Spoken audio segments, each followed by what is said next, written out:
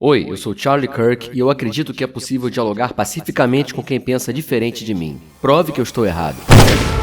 Oi, eu sou Charlie Kirk e eu fui refutado, mas não pelo atirador que me mandou para esse plano. Eu fui refutado pelas reações assim que a notícia da minha morte se tornou pública. Foi um show de intolerância de gente que se diz tolerante e cheia de empatia. Mataram o Charlie Kirk. Ai, coitado, tomou um tiro, não sei se na cara. O Charlie Kirk.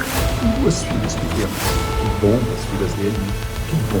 Sabe o que é mais curioso? É que essas mesmas pessoas dizem ser contra armas e pena de morte, mas não quando a arma é usada para matar quem pensa diferente delas, é claro. A verdade é que relativizar ou normalizar a execução deliberada de um adversário político por causa de seu discurso, sob qualquer aspecto ou justificativa, é o retorno à Idade Média, quando tudo se resolvia na base da espada ou na fogueira. Sim, eu sempre defendi o direito a armas, mas para que o cidadão americano tenha o direito de proteger sua família e propriedade contra bandidos e invasores, não para perseguir e executar pessoas das quais eu discordo, mas pelo visto as pessoas que celebraram minha morte acham que esse sim seria o uso correto a se fazer das armas. E aí agora você deve estar se perguntando, qual foi o papel responsável da imprensa diante de uma tragédia como essa? Como foi que noticiaram? Bom, para vários jornais, a notícia sobre a minha morte envolvia um extremista e ultra-radical muito perigoso. O cara que puxou o gatilho? Não, eu.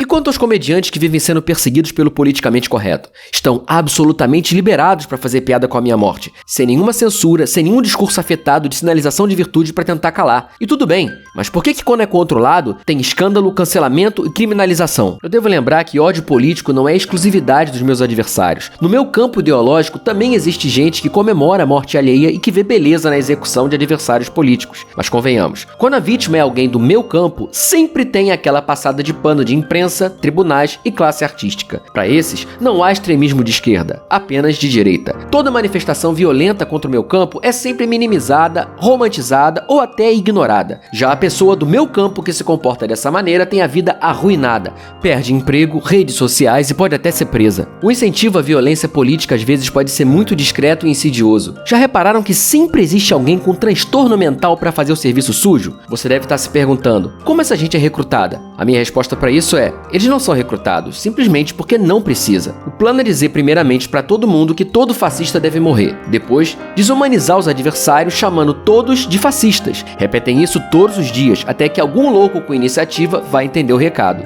e vai agir. E é por isso que eu digo pra vocês que eu fui refutado quando julguei ser possível estabelecer um diálogo pacífico na política, porque tem muita gente que simplesmente não quer que você pense, fale ou sequer exista. A solução pra isso, evidentemente, não é mais violência, ou a gente vai estar se igualando àquilo que a gente diz combater. Mas as pessoas precisam aprender a identificar e denunciar esse comportamento, em vez de se valerem dele pra pagar de revolucionário descolado em rede social. Ninguém precisa concordar com o que eu dizia, mas todos deveriam concordar que eu tinha o direito de continuar vivendo pra defender minhas ideias, e talvez viver o suficiente para um dia ser convencido do contrário, quem sabe? E lembre-se, matar o mensageiro é a maneira mais eficiente de imortalizar a mensagem. E se por acaso um dos senhores presentes aqui não concordam com o que eu disse, refute-me se for capaz. Prove que eu estou errado. Realmente não dá mesmo para refutar, eu desisto. O rapaz está certo. I have a dream.